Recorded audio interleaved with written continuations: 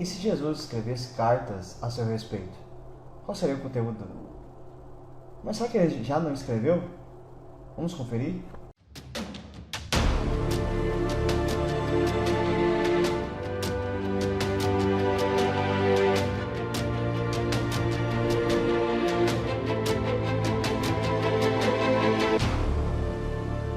Dando continuidade ao nosso estudo em Apocalipse, nós já começamos a dar uma caminhada nesse livro. Nós, no primeiro momento, vimos um panorama geral sobre Apocalipse, de como devemos interpretá-lo, observando algumas questões importantes, como imagens, figuras, números. Apocalipse não é um livro para ser interpretado ao pé da letra, ele tem muito simbolismo. Ele tem um vasto conteúdo bíblico também, uma teologia bíblica bem forte. Então, para você compreender Apocalipse, você tem que ter uma compreensão também das Escrituras. Nos auxilia nisso. Então, ao adentrarmos no livro de Apocalipse, como nós estamos fazendo, uma das coisas que nós vamos ter que sempre fazer é voltar às Escrituras, aos demais livros revelados por Deus, para que nós possamos ter melhor compreensão a respeito desse livro. Um aspecto importante do livro de Apocalipse, que nunca pode sair da nossa mente, é que o grande conteúdo, a grande mensagem desse livro é Cristo Jesus vencedor. Aquele que esteve morto, mas venceu. O Cordeiro de Deus, que foi morto, mas que hoje vive, está assentado à direita de Deus, reinando, e de onde ele virá para julgar a todos. E também virá para resgatar a sua igreja. Então, para nós, que somos parte da igreja do Senhor Jesus, o livro de Apocalipse é um grande alento ao nosso coração. Ele traz uma mensagem de conforto, de esperança. Tanto para aqueles dias do apóstolo João, que teve a responsabilidade de escrever o Apocalipse, recebeu a visão de Cristo Jesus para registrar esse livro, como a igreja daqueles dias, como a igreja de hoje, precisa dessa mensagem de esperança. Porque a igreja, ao longo do tempo, sempre passa e passará por dias difíceis, dias complicados. Talvez não no aspecto de instituição, mas no aspecto pessoal, nós sempre passaremos por dias complicados. E a mensagem de Apocalipse traz uma grande esperança aos nossos corações, porque o Cristo vencedor garante a vitória da sua igreja. Então, por isso que esse livro é a revelação da vitória de Cristo Jesus. Como ela ocorreu, como ela ocorre, como ocorrerá ainda na história da humanidade, na história da igreja. A primeira visão que João tem aqui no livro é que ele contempla o próprio Cristo glorificado. Há uma bela descrição da figura de Cristo em glória, cheio de poder, cheio de majestade, cheio de autoridade. O Cristo que detém a igreja em suas mãos, a figura que João contempla, ele segurando os candeeiros, os candelabros, mostrando que esta é a igreja que está nas mãos do Senhor Jesus, e todo o brilho que a igreja tem provém do próprio Cristo. Nós somos luz neste mundo porque a luz de Cristo brilha através de nós. Na primeira parte de Apocalipse, nós estamos tratando, e nós veremos 7 partes aqui, 7 partes que tratam do mesmo assunto, do mesmo conteúdo, de formas diferentes, perspectivas diferentes, mas nós vamos perceber que existe um padrão em Apocalipse. Nós temos as famosas 7 cartas às 7 igrejas da Ásia Menor, as 7 principais igrejas, um roteiro importante da Ásia Menor, onde essas igrejas haviam sido estabelecidas, boa parte delas pelo ministério do apóstolo Paulo. E Jesus direciona cartas a essas 7 igrejas. Já vimos também que essas 7 igrejas representam a igreja do mundo todo, de todas as épocas. Por causa do número 7, dá a ideia de algo completo. Então, o que foi dito às igrejas naqueles dias também serve para nós. Uma outra questão é que, apesar de terem sido 7 igrejas, e talvez 7 questões particulares que Jesus trata a respeito dessas igrejas, mas a mensagem deve ser lida como um todo. Quando Éfeso recebia a carta, eu vou ler só a parte de Laodiceia pertence a eles, a gente nem vai ler. Não era ler correspondência alheia, porque o conteúdo todo deveria ser lido nessas 7 igrejas. Ok? O que servia para Éfeso, servia para as demais igrejas, serve para nós. Então, nós podemos dizer que essas cartas é uma única carta que Cristo escreve à sua igreja, escreve a nós. Então, Cristo já escreveu uma carta a respeito de nós como igreja, ou cartas que vemos aqui no livro de Apocalipse. Nós vamos começar a ver com mais detalhes essas 7 cartas. Hoje nós vamos ver a primeira carta, a carta à igreja de Éfeso. Mas antes, vamos ver aqui um padrão dessas cartas que nós vamos observar. Por exemplo, todas elas começam com a destinação. Quem é o destinatário?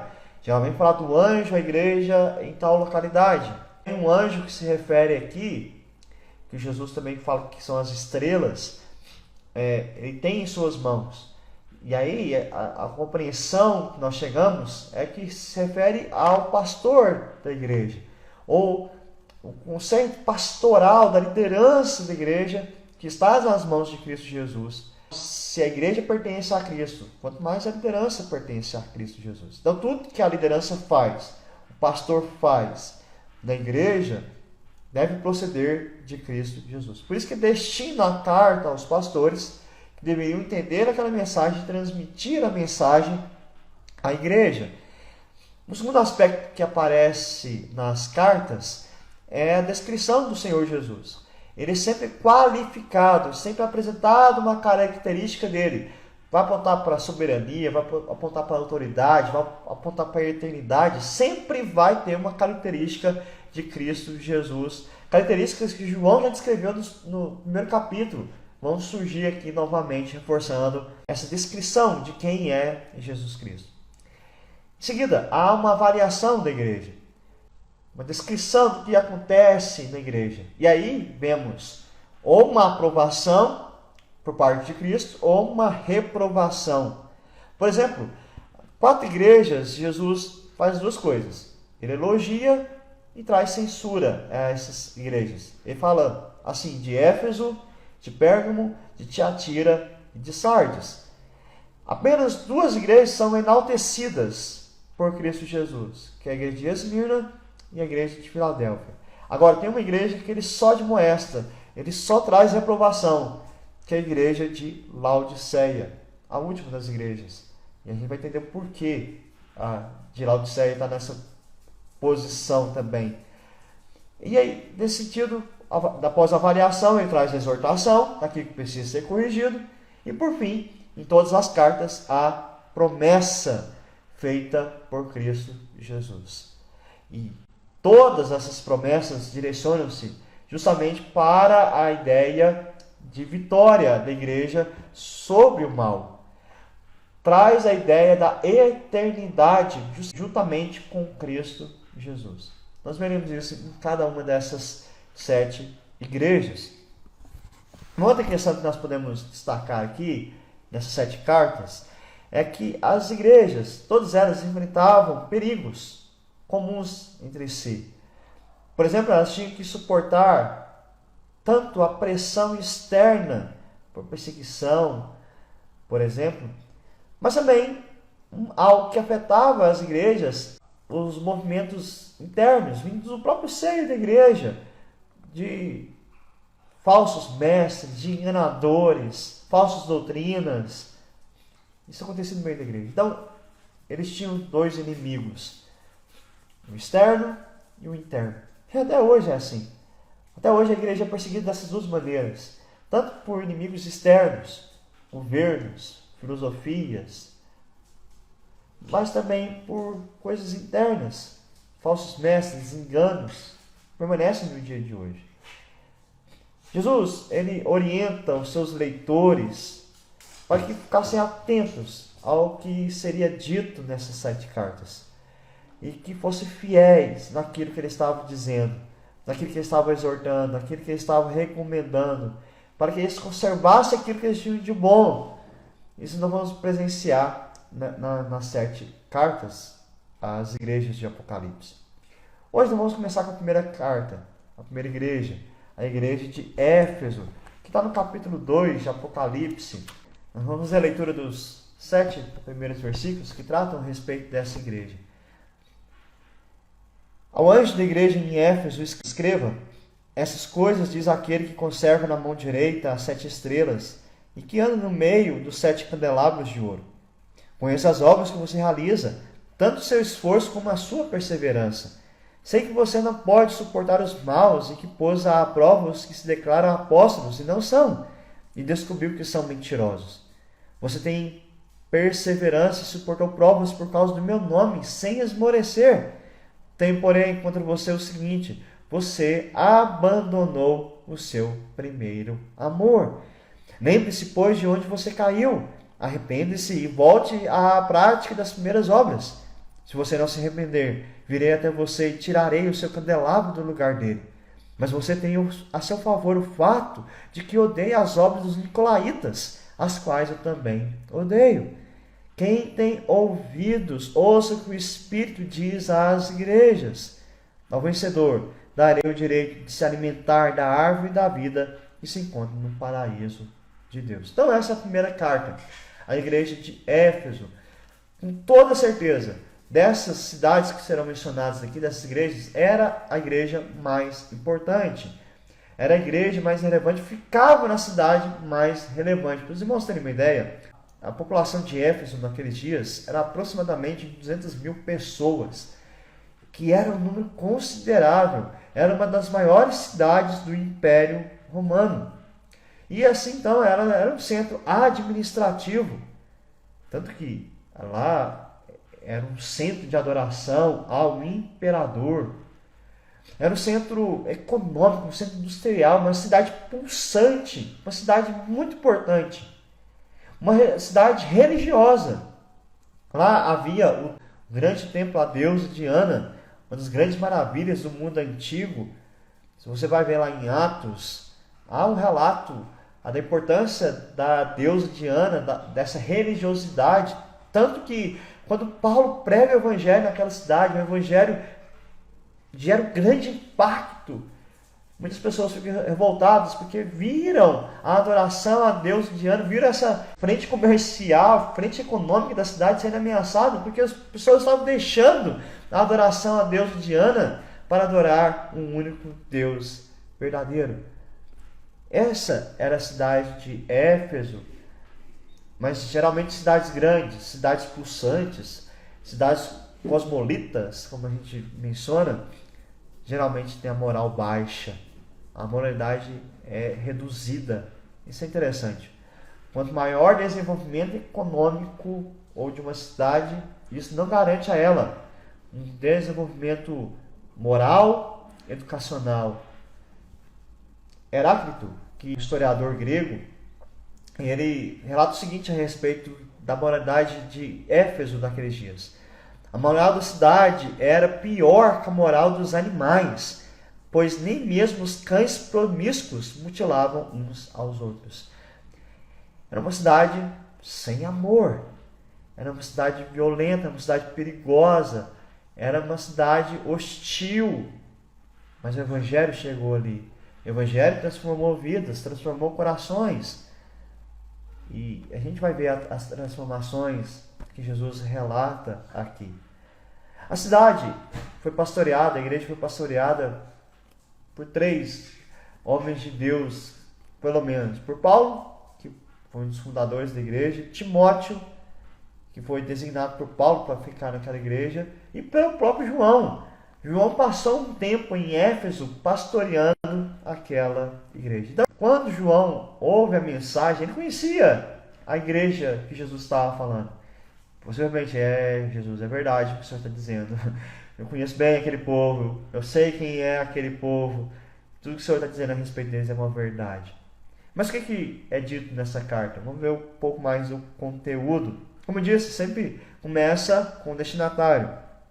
ao anjo da igreja escreva. Então, ao pastor da igreja, que ele ouça isso e divulgue isso na igreja. Essas coisas diz aquele que conserva na mão direita as 7 estrelas e que anda no meio dos 7 candelabros de ouro. Então a ideia aqui, ele voltando à figura que ele contemplou no capítulo 1, é aquele que conserva nas mãos as 7 estrelas, os anjos da igreja, os pastores, a liderança da igreja, é aquele que tem o poder e a autoridade sobre a igreja e que anda no meio dos candeeiros, aquele que traz a luz à igreja, aquele que ilumina o seu povo. É esse Jesus que está dizendo. E o que ele diz? Conheço as obras que você realiza. O verbo conhecer aqui dá a ideia de algo completo. Ele conhece tudo. Ele sabe toda a obra da igreja de Éfeso. Ele sabe a obra de cada membro daquela igreja. Ele conhece absolutamente tudo. Se eu pedisse para você relatar aí o que você fez durante o dia hoje, possivelmente boa parte do que você fez hoje você já esqueceu. Você tem que parar para pensar no que você fez hoje, do que você falou, das coisas que você resolveu, daquilo que você pensou. Dificilmente você consegue colocar no papel isso. Nós somos limitados, nós não conhecemos nem mesmo o que nós fazemos durante o dia, mas Jesus conhece tudo o que a sua igreja faz. Ele conhece tudo o que nós fazemos, irmãos. Ele conhece por completo. Por isso que o discípulo de Jesus não pode ceder espaço para o erro, porque ele conhece quando estamos errando. Conheço tanto o seu esforço como a sua perseverança. Olha que interessante. Jesus conhece que os irmãos estavam lutando, estavam se esforçando. Ele vê isso em nós. Ele vê a nossa luta, ele vê a nossa batalha, ele vê a nossa perseverança. O que é perseverança? É justamente esperar nele, ou esperar por ele. O que ele contemplava na igreja de Éfeso é que aquela igreja tinha um anseio pela presença de Cristo Jesus. Aguardavam o dia que Jesus estava para retornar. Como nós. Nós hoje lutamos, perseveramos, aguardando a volta de Cristo Jesus. E o livro de Apocalipse é justamente para afirmar isso, que ele vai voltar. Sei que você não pode suportar os maus, não tolera, não dá brecha para o mal, para o pecado, que pôs à prova os que declaram apóstolos e não são, e descobriu que são mentirosos. Aqui é um relato que naqueles dias havia homens que se colocavam na posição de apóstolos, assim como Paulo, assim como João. Só que o problema é que eles não ensinavam o evangelho.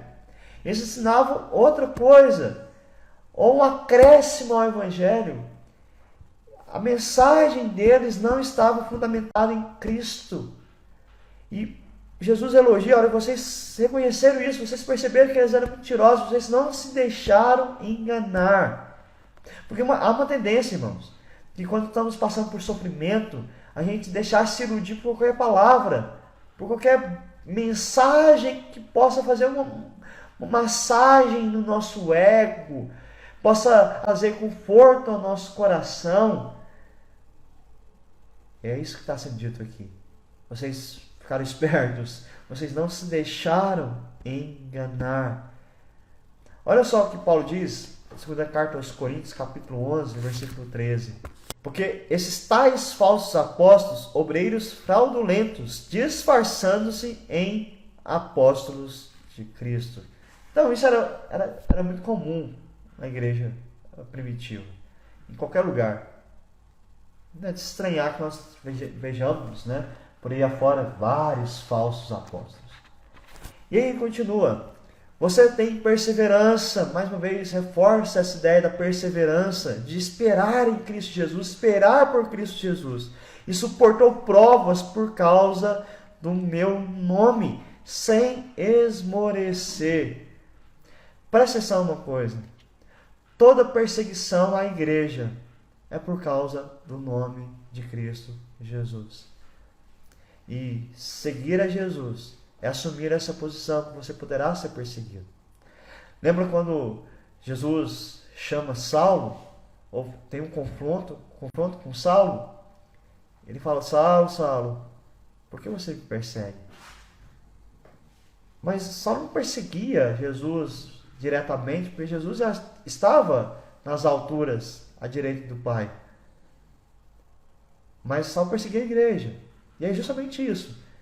Jesus fala: olha, você persegue a igreja, você está me perseguindo.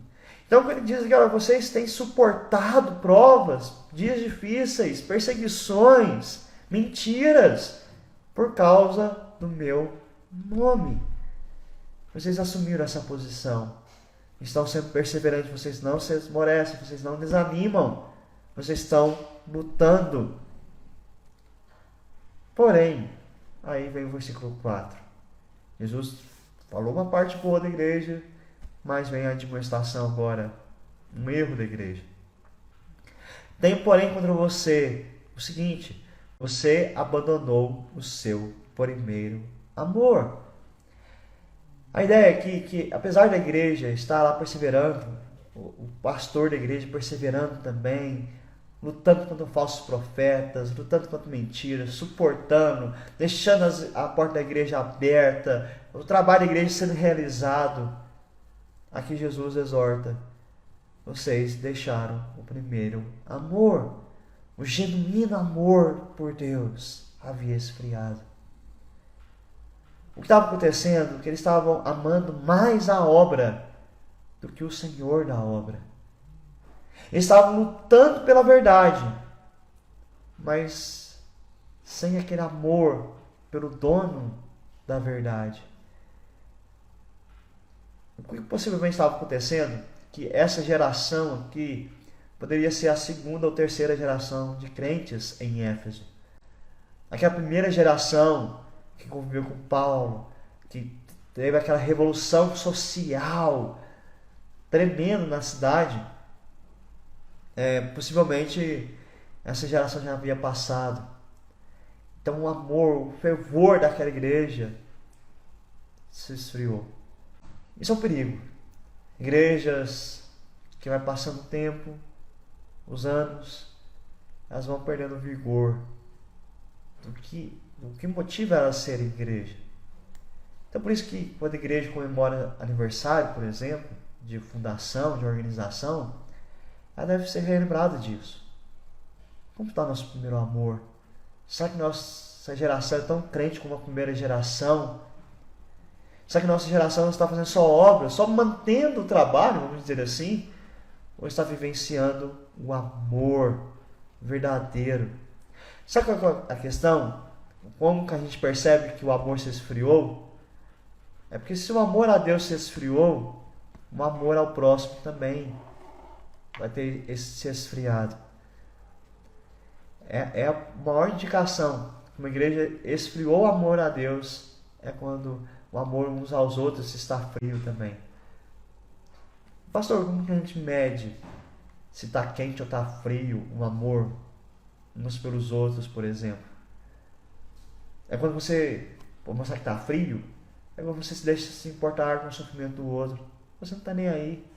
Você só toca a sua vida e pronto. A dor do outro não te incomoda. O dia que isso acontecer, você pode ter certeza, seu amor por Deus já se esfriou. Ele continua: você abandonou o primeiro amor, o seu primeiro amor. Esse amor já não estava mais com a igreja de Éfeso. Mas Jesus traz uma esperança, traz uma exortação. Como se corrigir disso? Versículo 5: lembre-se, pois, de onde você caiu. Arrependa-se e volte à prática das primeiras obras. Se você não se arrepender, virei até você e tirarei o seu candelabro do lugar dele. Primeira questão aqui: lembra-te. Recorda a história. Recorda a sua história. Recorda a sua jornada espiritual. E veja o ponto: que vocês deixaram o primeiro amor. E ali reconhecer o erro. Ali vocês têm que reconhecer que mudaram para pior. Apesar de vocês se manterem fiéis, mas vocês estão distantes do amor. Então, lembra-te de onde você caiu. E o verbo cair aqui dá a ideia que já tem um tempo. Não foi ontem. É uma queda que vem acontecendo. E geralmente é assim. O amor, ele não se esfria de uma hora para outra. Ele vai se esfriando com o passar do tempo, dia após dia. Mas precisamos ser relembrados desses momentos que o amor tem se esfriado. Jesus faz uma dura exortação aqui. Então, lembra e arrepende. Muda. Volta, peça perdão. Ora, errei nisso, Senhor. Me distanciei do Senhor nesse sentido. Eu quero voltar às primeiras obras. Eu quero voltar a fazer tudo por amor. E não só por métodos. Não só por fazer. Eu quero fazer com alegria tudo para o Senhor. Porque se você não fizer isso, o Senhor Jesus diz: virei até você, tirarei o seu candelabro do lugar dele. Ele diz aqui que ele vem. E a vem se demora. Ele vai tirar mesmo. Quando ele fala que vai mover, literalmente a igreja vai deixar de ser igreja. Porque a partir do momento que ele tira a sua luz, aquilo só se torna um ajuntamento de pessoas, um clube. Irmãos, quando deixamos de ter um amor genuíno e a dedicação verdadeira a Cristo Jesus, nós deixamos de ser igreja. Se nós nos ajuntamos só por nos ajuntar, porque gostamos de estar juntos, não tem sentido. Igreja se reúne por causa do amor a Cristo Jesus. Esse alerta que ele faz à igreja de Éfeso, ele faz o alerta a nós. Qual o motivo de nós nos reunirmos? Qual o motivo de nós congregarmos? Será que é só a presença do outro? Só por causa do movimento? Só porque eu gosto de sair de casa? Só porque eu gosto de estar com pessoas? Ou que o motivo é o amor a Cristo Jesus? E o versículo 6 ele vai dizer: mas você tem a seu favor o fato de que odeia as obras dos nicolaítas, as quais também odeia. Normalmente Jesus vem mostrar: olha, vocês têm chance, vocês têm possibilidade, porque vocês tentam manter a fidelidade, vocês não são enganados. Nem os nicolaítas, que eram um tipo de enganadores, de falsos mestres, vocês não se deixam levar por eles. Vocês odeiam pecado. Presta atenção que ele fala aqui das obras dos nicolaítas. Odeio o pecado e não o pecador. Vocês desprezam o que eles falam, não eles. Isso é um indício que o amor pode ser resgatado por aí. Porque há tolerância às pessoas, mas não há tolerância para com o pecado. E aí Jesus termina com uma promessa: quem tem ouvidos, ouça o que o Espírito diz às igrejas. Ao vencedor darei o direito de se alimentar da árvore da vida, que se encontra no paraíso de Deus. Essa expressão Jesus sempre usou. Quem tem ouvidos, ouça. É aí que o Espírito Santo diz às igrejas. Por que ele fala do Espírito aqui? Porque está transmitindo a palavra. Mas quem iria trazer iluminação para a compreensão dessa palavra é o Espírito Santo de Deus. É ele que trabalha na vida da igreja para compreender a mensagem de Jesus Cristo, a mensagem do Apocalipse. E quem tem ouvidos, ouça, tenha disposição para ouvir o que está sendo dito, para vivenciar o que Jesus está dizendo. Ele diz: ao vencedor. E essa vitória não é por nós mesmos, não é pela igreja de Éfeso, não é pelo pastor de Éfeso, mas a vitória é por causa de Cristo Jesus. Ao vencedor, aquele que recebeu a vitória do próprio Cristo. Embora a guerra não tenha terminado, haveria lutas, e há lutas na vida da igreja, a vitória já está garantida. E ele fala aqui que ao vencedor darei o direito de se alimentar da árvore da vida. Aqui há uma lembrança do Éden, do jardim. Abre lá, por favor, Gênesis capítulo 2, versículo 9. Do solo do Senhor fez brotar todo tipo de árvores agradáveis à vista e boas para alimento. Também a árvore da vida no meio do jardim e a árvore do conhecimento do bem e do mal. E depois ele menciona novamente, capítulo 3, versículos 22 a 24. Então o Senhor disse: eis que o homem se tornou como um de nós, conhecedor do bem e do mal. É preciso pedir que estenda a mão, tome também a árvore da vida, coma e viva eternamente. Por isso o Senhor Deus o lançou fora do jardim do Éden, para cultivar a terra da qual havia sido tomado. E depois de lançar fora o homem, Deus colocou querubins a leste do jardim do Éden, uma espada flamejante que se movia em todas as direções para guardar o caminho da árvore da vida. A árvore da vida estava lá no jardim, antes do pecado. Ela apontava para a vida eterna. E uma vez que o homem pecou, Deus o expulsou do jardim para que não tivesse acesso à árvore da vida, para que não pudesse se alimentar dela e ter a vida eterna. Por que Deus fez isso? Vamos lá, olha. O homem não vai voltar para o jardim por força própria. O homem não vai conquistar a vida eterna por esforço dele. E aí, então, ele coloca querubins guardando o jardim, afastando o homem da árvore da vida. O homem não teria direito de comer dessa árvore por si mesmo. Mas Deus traria o Redentor, aquele que seria a própria árvore da vida, a nós, que é seu Filho amado, que é Jesus Cristo. E por meio dele, mediante a fé e a graça, nós temos acesso à vida eterna. Então, aquele que escuta o Espírito de Deus, compreende a mensagem, compreende o Evangelho, permanece fiel, desenvolve o amor verdadeiro por Deus, por Cristo Jesus, pelo Espírito Santo de Deus, ele de fato vai desfrutar da vida eterna.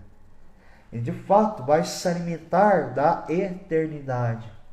Ele de fato estará para sempre na presença de Cristo Jesus.